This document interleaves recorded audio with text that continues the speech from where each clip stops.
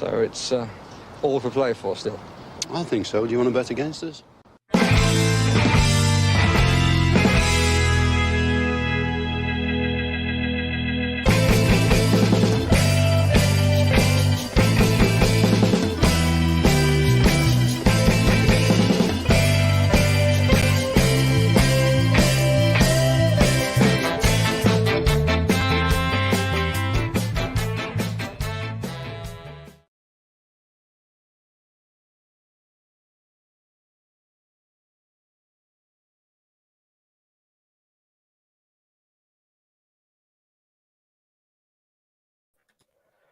Hi, villains, and welcome to For the Love of Paul McGrath podcast. I think this must be my 4,000th podcast today.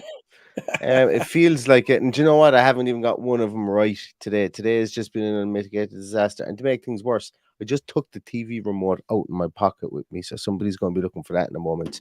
But yeah, seems to be a bit of confusion about Match of the Day. Are you guys saying that you guys are watching Match of the Day or have watched it right now? The reason I ask is because it isn't on until 10 to 11 here in Ireland, in the land of the leprechauns. So I was a bit surprised to see that some of you guys said that you were actually watching it at the moment. So if anybody is watching Match of the Day at this moment in time, spoiler alert, Villa drew 1-1 with West Ham United today. It's a big spoiler. I know we've probably ruined the whole thing. But no, we said we'd do a little bit of a, I suppose, look, we said we take the mickey of a Paddy because we're living in times at the moment whereby BBC are moving on the fly at the moment, and while we're going to stay absolutely, well, we mightn't stay absolutely, but while we will stay apolitical, and it is about the football here as well. We said we'd jump on for the crack and do our own little bit of punditry for the game, in the absence of Match of the Day, or the absence on and the absence of a punditry team, should I say. But some of the guys are saying here that it's been on already in the UK. Look, God, I don't know what the hell. So you're trying to tell me that BBC Northern Ireland is showing Match of the Day at a different time to BBC UK, mainland Britain. Mainland Britain. Strange one. But look, we're living in strange times. BBC Northern Ireland are showing an Irish movie that's up for an Academy Award at the moment, and that finishes very shortly.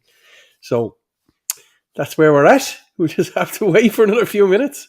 Strange that everybody else has seen it, though. It really is.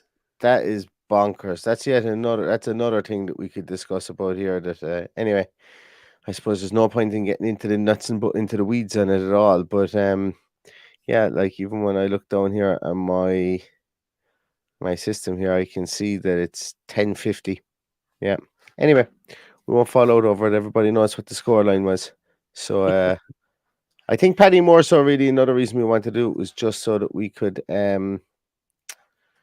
get your views on it. You know, I've done my piece on it. I was on with Dan Bardell as well earlier on, and I've kind of said all I need to say about the game today.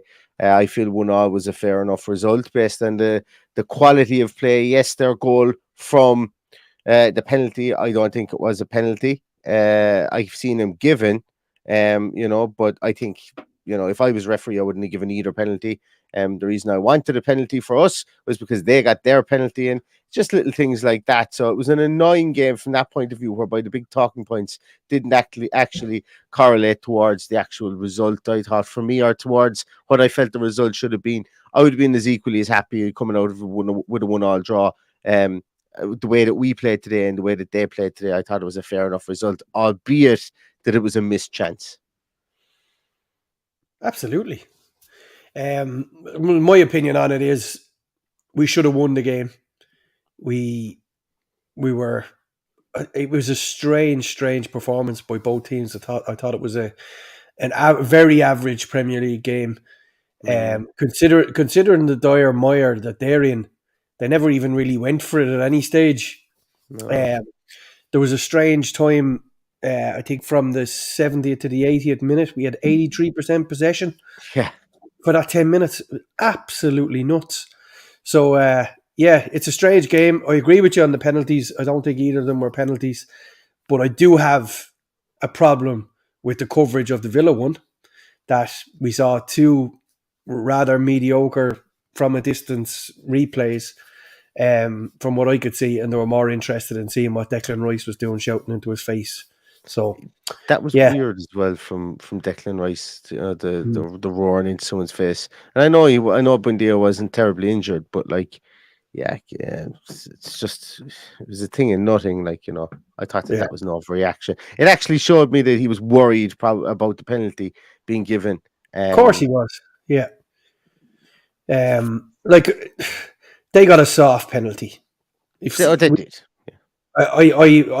We never seem to get those soft ones. We never seem to get them, and I was fuming when it was given. I could see why it was given, but I was fuming because if that had gone to VAR, they would have never given it. But because the referee had given it, they didn't intervene. They just said, "Yeah, there's contact. Yeah, no obvious error there, so we'll give the penalty." So very annoying from that point of view that we lost the lead, and ultimately, like I'd say it's 2 points dropped as opposed to 1 point gained because they were there for the taking and we just couldn't see it through, unfortunately. Absolutely, I agree. There was. How will I put this? Like we did an awful lot of huff and puff, but I thought we went there to control the game, and I thought that we had more of a game plan than West Ham did. Well, sorry, no, that's unfair because West Ham's game plan was to overutilize Said Benrahma and to get him into the game and to attack us down that side with potentially a Leon Bailey over on that side. Now that John McGinn was have to be moved into the into the centre midfield, and they did do that. They cut inside off Matty Cash, and they Benrahma had a couple of shots, wayward, I might add, but still had a couple of shots all the same. The harshest part, I think, for me was that, and I don't want to kind of look. We went out, we did the team sheet tantrum beforehand, Paddy. And we spoke about Leon Bailey, and we were saying the method to the madness here is that we're going to have somebody who's going to break from deep. And actually, Paddy, are you watching BBC there so that you can? Because it hasn't come on yet. Yeah, because I want you to be able to watch it and then talk about it as it's coming on, as it's on. So that would be great. And we're obviously not going to be able to show it here on the screen for any of you guys expecting us to pop it up on the screen because YouTube are already having my guts for garters after today because the two podcasts or the two shows that we had with the technical gremlins just happened to pop in the one time I was swearing at the very start of the show. So I've already got my wrist slapped twice, would you believe, by YouTube today. So it's been a fantastic day for me already. So be in my best behavior for the next few months because those things don't go away too quick. People must be arriving late. They're still saying they watch Match of the Day 2. Match of the Day 2 has not shown on BBC Northern Ireland yet. So we're still waiting. It's not over. It's insane. Yet. What they seem to have done is they seem to so it's on at a different time even in Northern Ireland now, or BBC Northern Ireland, because over here in Ireland, regardless of whether we're north or south, we get BBC Northern Ireland, and it's crazy that they're sharing it at two different times. But look, it is what it is, because we originally had it down for 10:20, and then next thing we were like, Paddy messaged me and he goes, "Oh, it's on at 10:50 here on the Sky Planner." I goes, "I better change it, sure, so it'll be 14 minutes." But if you blink, you'd miss it tonight anyway. I think that's the case as well. Thanks very much, Ian. Really appreciate that. Cheers, really Ian. Appreciate it, Ian. Thank you very much. Go win for I actually didn't get to watch the rugby game. I didn't get to watch the rugby game today. I was on daddy duty. I was watching the Villa game. Then I was on a bit of daddy duty. There's a bit of illness now, so and then I've got to go in and I'm going to watch it now. I'm off for 2 weeks, would you believe? Paddy, I was only telling Paddy this. I'm off for 2 weeks and I only remembered it today. So I've nothing planned and it's going to be absolutely fantastic because I'm going to have nothing to do. Great. Anyway, it has actually started. There was no hullabaloo. It was straight into the Arsenal Fulham game. So it has started. Arsenal Fulham. Do you know what? Actually, let's talk. Let's do a little bit of a. We'll get on to Villa, obviously, but as the games are going on, let's have a little bit of a talk through them. like Fulham obviously been the surprise package this season. I think it's fair to say a lot of people are saying Newcastle would be the the darlings for their start, beginning to stutter a small bit, but Fulham have been. Like people were talking about Brighton being darlings. Fulham have been very, very consistent this season and they're playing well, albeit they got a bit of a trouncing today from Arsenal.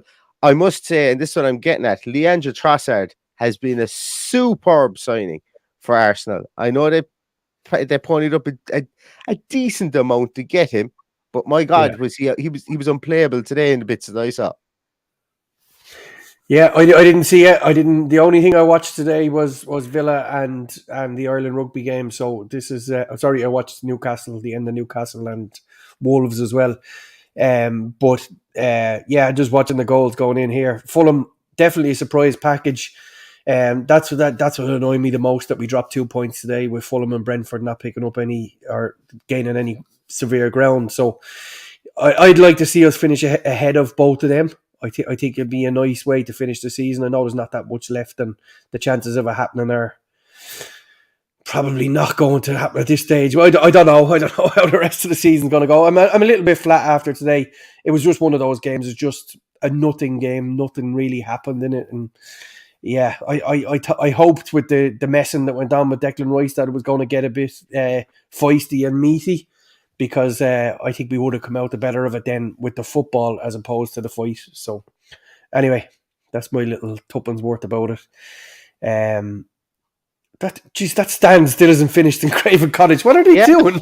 I'm watching it here, but I'd say it's a good bit behind you. But yeah, that stand is still not finished.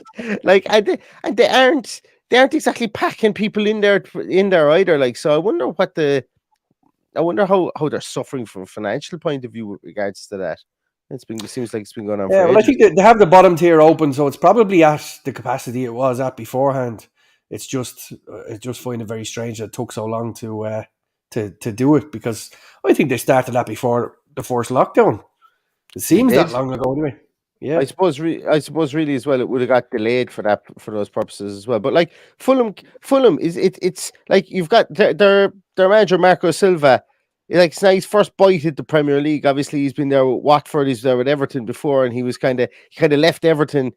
They kind of just got rid of him. They didn't give him any chance, and it goes back to, I suppose, what Kieran Maguire was saying to me on the Price of Football podcast I did with him previously, and he talked about how poorly Everton were being run, and he alluded to all these snap decisions that have been made by Farhad Moshiri, and like, this guy must be thinking to himself, as if you give me backing, I can work with teams. And fair play to him. He's done great work there. And Fulham have brought in the likes of Polina, and he's getting a tune out of the likes of Willian, Decordova Reid.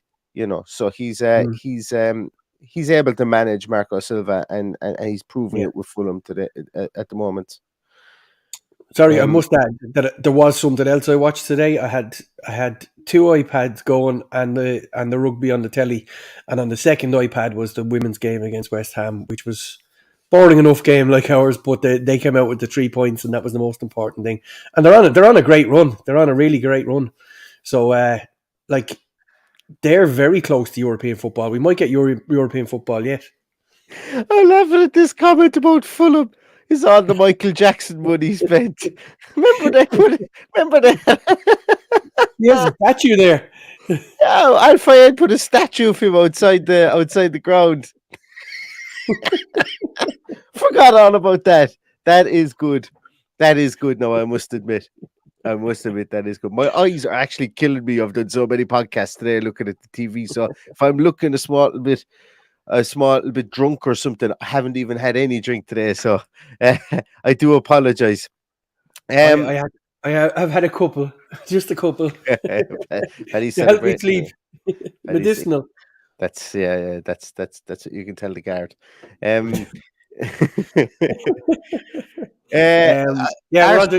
We're on to Newcastle and Wolves now.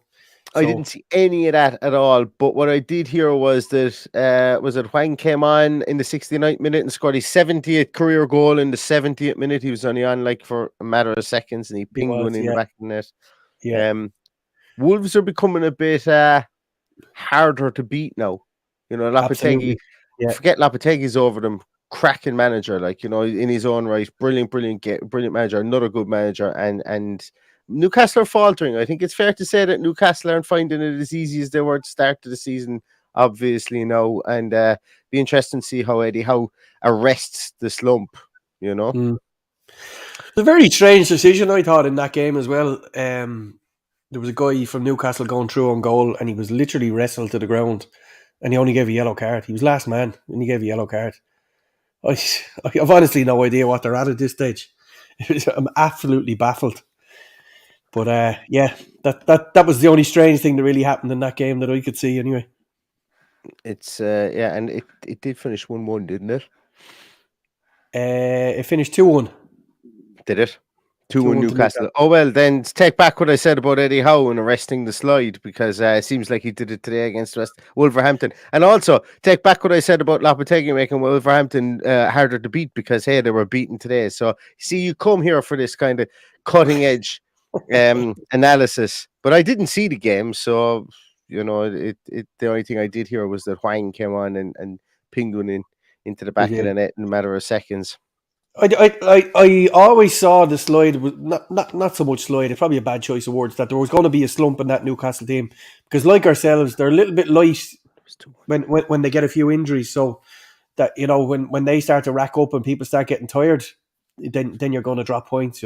But they've gone through a bad run of results. There was a few draws in there, I know, but they're still hanging on to a European place, and I'm sure they will qualify for Europe. I don't think they'll get Champions League, but they will qualify for Europe. I think so too, yeah. And actually, now that I see that Miggy Almiron scored, I did know that he did score as well. So yeah. I should remember that. One thing I have a bone to pick with Lopetegui. I have a bone to pick with him, and he's absolutely horrendous misuse of Nathan Collins. And I'll take it up with him personally, because this is neither the format or the forum to air my grievance with Lopetegui. And his absolute mayhem that he's creating with regards to my feelings towards Nathan Collins, and he not playing him. So, like, if he wants to give it to Nathan Collins, we'd gladly take him off his hands. Well, he brought Nathan Collins on today, and they conceded straight after. So yeah, he brought him on from Moutinho. He played him like a defensive midfielder. I just read that there. I read that on Twitter. See, I didn't see. We are on to Villa and West Ham. On to Villa and West Ham. Paddy, take it away. Yes, and we've straight into the Moreno coming down the wing, and a great ball in for Ollie Watkins, who absolutely fucked up the header, but it went in anyway. I knew you'd say that. If there was odds given, I knew you were going to say it. That is no way what he was trying to do there. He nearly headed it down and over the bar. It's a great goal, but great credit to the ball, the cross that came in. So, and we're on to the penalty incident now. Great header off the line by Jacob Ramsey, I think it was. And it was Ollie Watkins. Was it Ollie Watkins? There's very little in that penalty. Very, very little in that penalty. It was extremely poor. I thought it was a poor decision in real time. I thought it was even poorer afterwards when I saw what VAR did. But it just goes down way too easy for me. And word to Benrahma, he absolutely buried that penalty. He did his homework done, because there's no way Emi Martinez is jumping that height for a penalty kick anyway. John Steele was talking. You were drinking pints earlier on. John Steele says it's only Bud, so you're grand. Rockshore, John. Rockshore I'm drinking. Yeah, so then we're on to Ollie Watkins. Call it a bad miss. Great ball into Jacob Ramsey from Moreno again. Moreno was excellent today, I thought, attackingly. Ball across the box, and Ollie Watkins just toe pokes it straight into the goalkeeper's arms. There was a later one which is going to come up as well. Actually, they didn't show it. No, an Ollie Watkins one where he gets into the box, and rather than hitting it first time, he tries to go round the player. I thought if he'd hit it first time, we'd have scored. But anyway, that's neither here nor there. I thought Areola made himself very big for that chance, and I don't think that Watkins had much more time to do much more than what he could. But look, some days they squirt under the goalkeeper, they go in. But I thought that it was one of those ones I thought he would have scored. Yeah, and they had a few chances. Martinez tipped one over the bar. It's probably gone over the bar anyway. And Rama. Ben Rama shot. Yeah, he always plays well against us, doesn't he? He does. Yeah. He Spiteful did. since Dean signed him. He did nearly sign for us, didn't he? Yeah. Yeah. Yeah. Bertie saw a lot of the ball when he came on. Didn't do a whole pile with it, but got into the game. He was a lot more involved in the game than Bailey was, I thought. We're on to the incident now with look, it's very hard to see from that angle what happened with the Buendia one. Like, regardless, there was contact. Whatever happened is a boy to boy, but I thought Declan Rice's reaction was disgraceful. To be down screaming in someone's face. Get over yourself, man. You're after getting the fucking dodgiest penalty of the day, and you're screaming into someone's face saying that he's diving. He didn't scream into his own fella's face while he was diving, did he? Yeah. No. Anyway, so that's it. That's the length of the highlights that came around. So it's a joke, but that's So they didn't show. Did they show John? Like, because it's one thing I didn't discuss with Dan, nor did I go through much of it. I think in the podcast afterwards, but on one of the replays I saw towards the end, I think it was like the 89th minute or so, ball comes into the box and John Turan gets now it came at him more so than came to him, and he gets his leg out to it and he shins it. And I think if he gets if it hits like 6 inches lower on his leg, I think it buries in the top of the net. But just it would have been great to see him. I thought he was lively. He had 2 shots. One of them was blocked, and he looked like somebody who was annoyed at himself that he didn't get that one on target. But he's an interesting player. Look, I think we might be at a risk of building him up too much slightly, but I'm all for it. I'm not going to stop doing it because when he comes on, he's got a different, he's got a childish attitude to playing football, and I mean that is a good thing. He's not a robotic player in it by any means. And he's I'm actually looking forward to seeing does he get more minutes over the coming maybe game or two that we have. I'm nearly erring on the side if Boubacar Kamara isn't in, that we nearly start him against Bournemouth. Start who? Duran. Start Duran. But yeah, possibly. They obviously didn't think it was a good enough chance to be shown on Match of the Day, but yeah, he did well to get on the end of it. I'm just after seeing Casemiro sending off big kudos to the referee, because these have been going on for the last few games and nobody's given them. But he grew a pair of paws today and sent the Man United player off at 0-0, which I have great respect for. And in fairness, like a lot of people are saying, he wins the ball and then he goes over the ball afterwards. He shouldn't be that height in the air. He shouldn't be that height. Why would you kick the top of the ball anyway? Yeah, crazy exactly. challenge. And look, he got sent off. He was missing for a game. He came back. He got sent off again.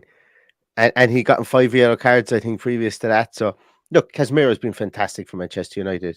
Don't mistake what we're saying here for that. But I think, Paddy, it's only fair to say that if a player deserves to be sent off, he deserves to be sent off, regardless of whether he was sent 100%. Off 3 games previous. 100%. If you deserve to be sent off, you deserve to be sent off. Like, I see some people there having a sweepstake. Sai is having a sweepstake there between Christian Romero and Casemiro. See who gets the most red cards. I think I read somewhere that Christian Romero has the most bookings and red cards across the whole lot of the season of anybody in the world, I think, or something like that. Really? I'm open to interpretation and that. It's something wild. Maybe anybody in Europe, but it's something wild like that. Yeah, that goes for international cup games, league games, and stuff like that. I read it during the week on Twitter, so it must be 100% true because it was on Twitter. There's my disclaimer on that one. But I think, look, isn't it funny, Paddy? Imagine if Villa were in Spurs' position, i.e. being 5th in the table. Is that where they are at the moment? 5th in the table? Spurs are 4th. Spurs are 4th in the table, albeit Newcastle have 2 games in hand and Liverpool have a game in hand. But Spurs are 4th in the table with 48 points, 2 points behind Manchester United. And it's such a doom and gloom. It's like, Conte needs to go. I think it's time to sell Harry Kane. And you're looking at them and you're going, lads, count your blessings. Yeah. Count your blessings, because you're very easily a club that could turn around in 3 or 4 years' time and go, remember when we were third or fourth in the table? There you go. Well, I'd love to be fourth in the table and to be given out that we weren't doing well enough. Well, I don't know what they expect. They're not. They don't spend like the other greedy six tend to take Arsenal out of it. They don't spend that much either. But at the rate that Man City, Man United, to a certain extent, Liverpool spend their money, and Chelsea, fucking madness. Like, you need to be keeping up with them in order to get to the top. But they're not going to get to the top. But I think it will be an incredible achievement if Conte gets them a Champions League spot this year. Yeah, I think so too, and I think they're going to be pipped by Liverpool. I think Possibly. I think Liverpool are going to pip both Newcastle and Spurs and get in there. And I think of all of the teams that you mentioned, like Liverpool have, I think their spending has been spread out over a period of time. Yes, they've spent on Nunes and Gakpo recently or whatever. But yeah, I don't think I would have them in the next tier down to the likes of United, City, Chelsea, because they're just on a completely different wavelength altogether with regards to their spending, and it's kind of haphazard. Well, Chelsea's is proving so far in the short term to be haphazard. Like there was articles being written this morning about Mudryk, or however you pronounce his name, about the fact that he came on and at least he wasn't awful. Like that was essentially a massive article I read this morning. I read it and I got down to the very end of it and I went, they literally have said he hasn't done much in the game, but at least he's showing improvement on his previous games when he did less than nothing in his previous. I couldn't figure it out. I looked at it and I went, this guy's been paid to write this article. It's like as if somebody's told him to write a positive Chelsea article. Like, it was madness. I couldn't figure it. But anyway, that's beside the point. That is beside the point. But the table has gone, obviously it's very congested at the bottom, then you have a gap to us. Yeah. But like we sit, 3 points behind Brentford and 4 behind Fulham. Yeah. So those 2 extra points today would have been magic to get. 4 behind Brighton. Yeah, we would have been 4 behind Brighton. I'll be at Brighton. Brighton and Fulham on the same amount are both on 39 points. So that bunch is very tight. And, you throw a couple of wins together and all of a sudden you're in the mix. So it's frustrating from that point of view. I know, and I hate this phase. People are saying we're not ready for Europe. If we got into the Europa League, we would be fucking ready for Europe, because the money that brings would encourage us to go and spend and have additional backup that we can play nearly a second team against, I don't know, Ferencváros or whoever it is we go up against in the Europa League. So there's no such thing as not being ready for Europe.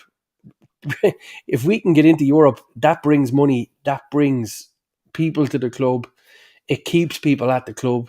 It could be the difference in us keeping or losing Emi Martinez. Simple as that.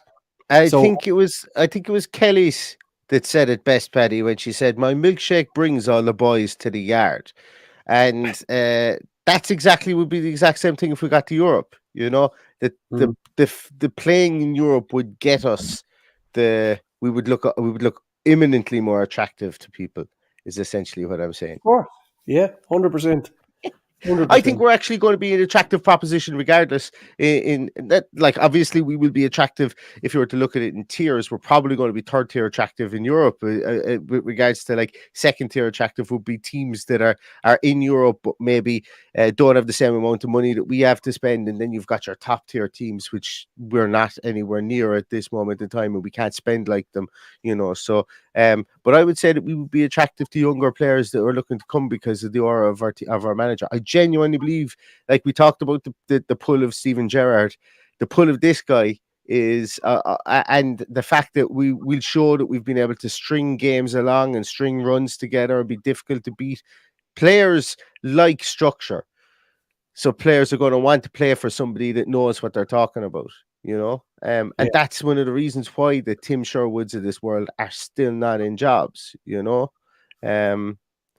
Yeah. Her analogy for what she meant by milkshake was quite different to playing in Europe.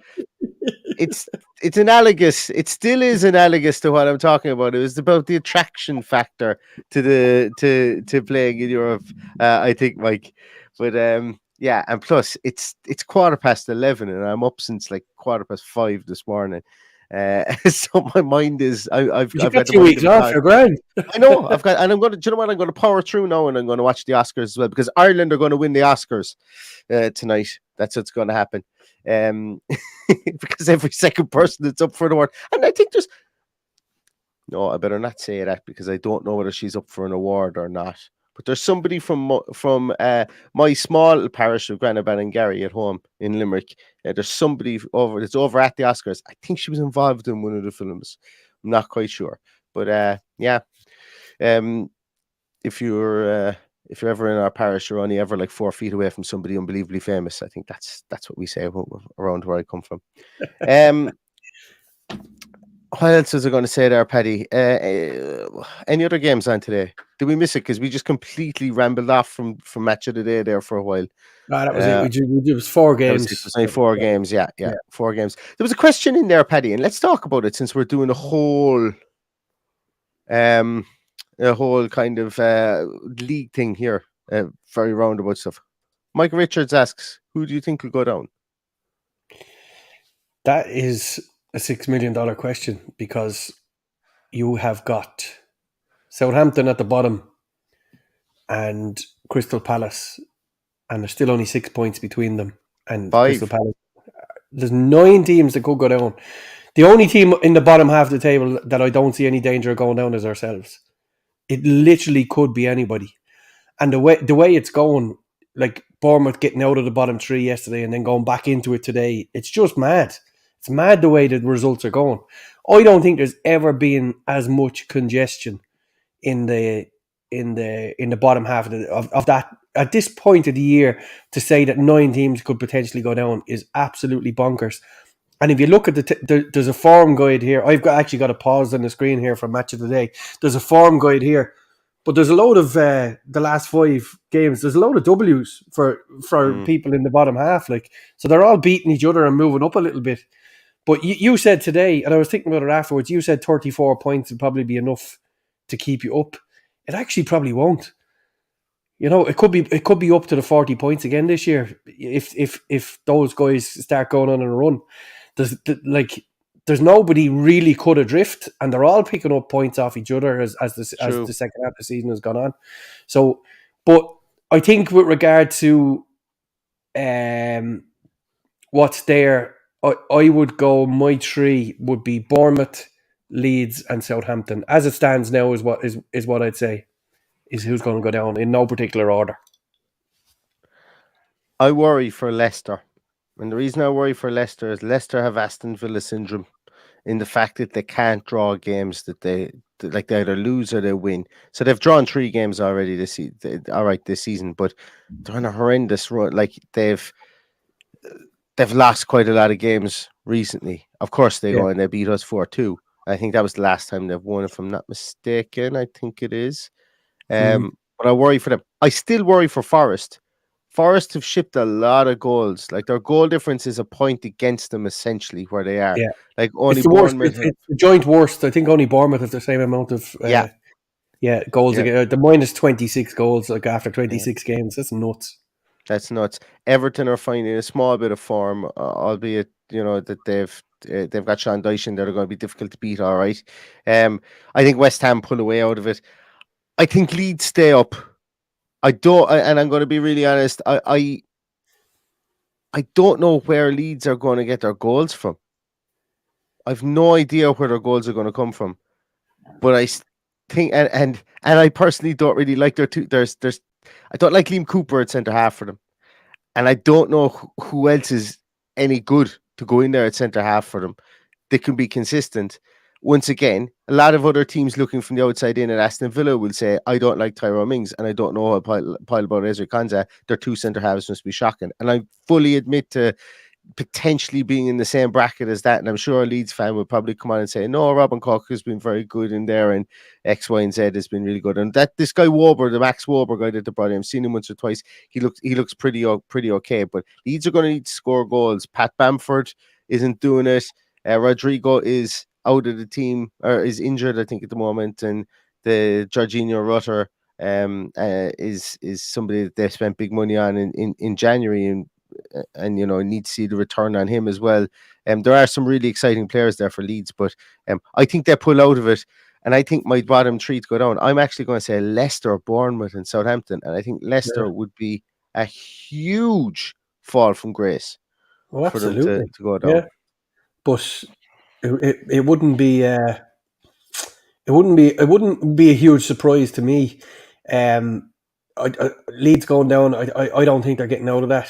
My brother-in-law was at the match yesterday, and he's just given up hope.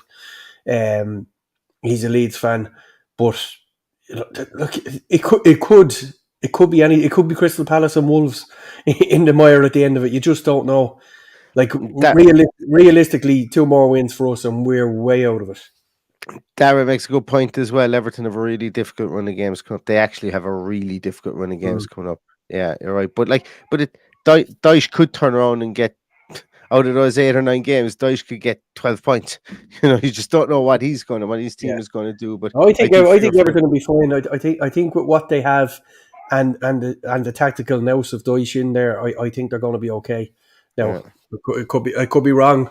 It's a mad league this year, but that's my opinion on it for sure. I'm just glad that we're 8 points clear of Crystal Palace. Me too, absolutely. I think so too.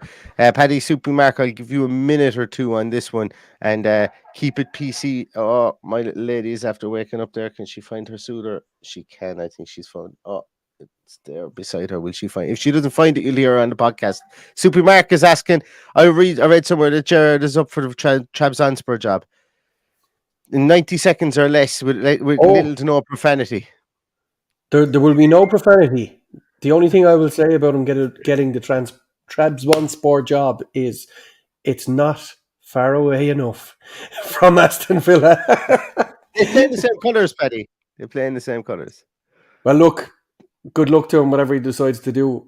I'm gone over the bitterness of Steven Gerrard, and just I'll be thankful for him for giving us Boubacar Kamara, and we'll leave it at that. Absolutely. Excellent. Everybody, we're going to leave it at that as well. Sorry the times didn't work out and that the BBC decided not only to shorten Match of the Day, but to have it on at a different time in another part of, it's BBC Northern Ireland, so that's why I can say another part of the UK, because that's where it's beamed from down here. And we were 15 minutes late? So we do apologise about that, but hopefully Paddy's murmurings kept you sane through this time. Anyway, so as I said, I'm off to watch Ireland win all of the Oscars. That's what the Oscars like the World Cup now, isn't it? It's a country wins it, and what are you saying? Yeah, whatever I say, exactly. But it's all right, Paddy, because when we wake up in the morning, Paul Mescal would probably be referred to as being British anyway, so it doesn't matter. He always is anyway. But I know we can't be. And good luck to Villa fan Brendan Gleeson tonight. I hope he brings one home for the Villa. So Villa could win the Oscars too. That's what I was finishing with. Yeah, Brendan Gleeson, exactly, an Aston Villa fan, and he gave a sterling performance in The Banshees of Inisherin. And if you haven't seen it, go watch it, because it's actually a good film. But if you've got if you don't have a penchant for a bit of gore, then don't watch it, because no spoilers. It's only a little bit. And it's on Amazon Prime, so everyone can. Oh, Disney Plus. Sorry. So if you have a Disney Plus subscription, you can see it. Yeah, you can see it. Right, that's enough promotion for Disney Plus for some strange reason today. Thanks very much, everybody, for watching. I'm going to take a little break, a couple of days break from podcasting, and try and enjoy this time off that I have. But we'll be back later on in the week. Obviously, Bournemouth on the horizon. Back with a pre-match show, and then back with Team Sheet Tantrums, post-matches, and all that kind of stuff. Thanks a million for jumping in. Hope you enjoyed it. Be safe. Have a great rest of your Sunday. I hope you're all actually just going to bed if you're based around here, because it's way too late to be up to do most other things. So get to bed and get yourself safe, and we'll talk to you during the week. And in the meantime, up the Villa. Up the Villa.